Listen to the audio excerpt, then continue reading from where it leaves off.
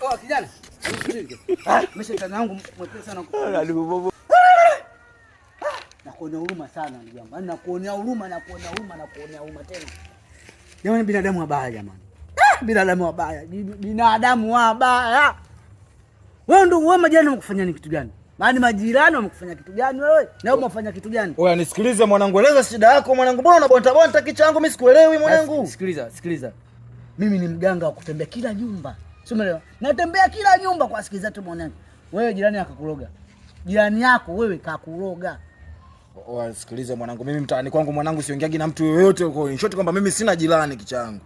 Una jirani? Jirani una? Sasa sikiliza. Wewe shangazi yako mbaya. Hadi shangazi yako wewe mbaya. Hivi wewe mwanangu kijiwe chako kimeungua nini kichangu ndio nataka uje utafutie hela barabarani mwanangu. Nisikilize mwanangu, mimi shangazi yangu nimezaliwa sijamkuta. Kwa una shangazi? Sina shangazi. Sasa sikiliza. Ni vile nilivyokuangalia kabisa. Wewe mamako mzazi, wewe mwenyewe mamako mzazi kabisa anahitaji kukuroga kukutoa kafara. Mimi nipo kwa ajili ya kukusaidia wewe. Hadi mamako mzazi anakutoa kafara. Oya mwanangu mganga, mbona mwanangu tunataka tuanze kurudishana machungu kichangu? Au wewe mwanangu ni makalio nini mwanangu wewe?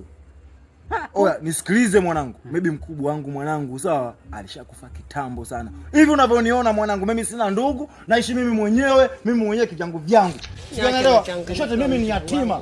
Akili zangu ziko yako wewe mganga. Niko hopeless. Kwa ndugu una. Basi sikiliza. Nani? Binamu yako.